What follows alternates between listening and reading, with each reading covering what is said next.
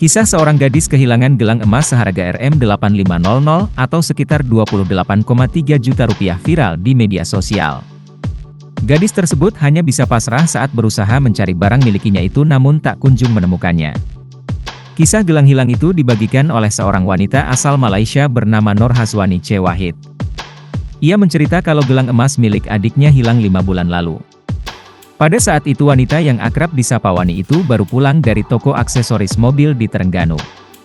Adiknya baru menyadari kalau gelangnya hilang dari tas ransel setelah pulang ke rumah di Kuala Nerus. Saat ingin mengambil uang di tasnya, ia baru sadar kalau gelang yang disimpannya itu raib. Adik saya sadar gelangnya tidak ada ketika beli makan di warung dekat rumah.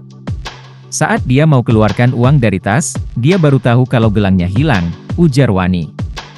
Wanit sempat mengira kalau gelang tersebut jatuh. Akan tetapi hal itu tidak mungkin lantaran barang yang lain masih ada. Sebelum hilang, kami sempat mampir di pusat pameran untuk mengambil mobil yang baru dibeli adik saya. Kami berempat kemudian pergi ke toko aksesori mobil bersama ibu dan sepupu saya, jelasnya, seperti yang Tribun Trends kutip dari M-Star, Kamis, 21 Desember 2023.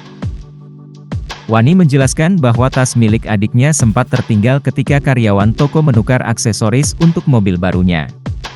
Gelang emas sebesar 34,33 gram seharga 28,3 juta rupiah itu adalah hadiah dari kedua orang tuanya.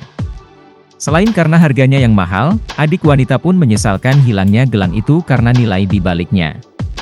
Wani dan keluarga pun berusaha mencari gelang itu tapi tak mendapatkan hasil apa-apa. Adik Wani pun pasrah dan mencoba untuk mengikhlaskannya. Saat di toko aksesoris, adik saya keluar dari mobil. Dia meninggalkan tasnya di mobil, itu terakhir kali dia melihat gelangnya, tutur sang kakak. Mereka pun menduga orang terdekatlah yang mengambil gelang emas itu. Kami ikhlas dengan hilangnya gelang itu setelah berbagai macam ikhtiar dilakukan. Kami juga minta tolong ke beberapa tahfiz dan ustaz untuk melakukan salat hajat, ujarnya.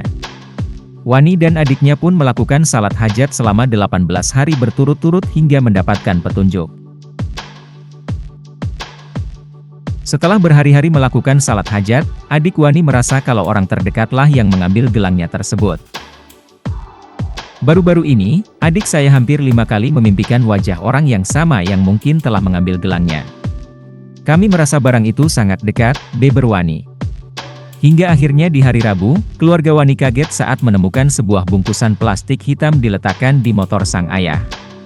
Ayah Wani pun mengambil bungkusan plastik hitam itu dan membukanya bersama-sama.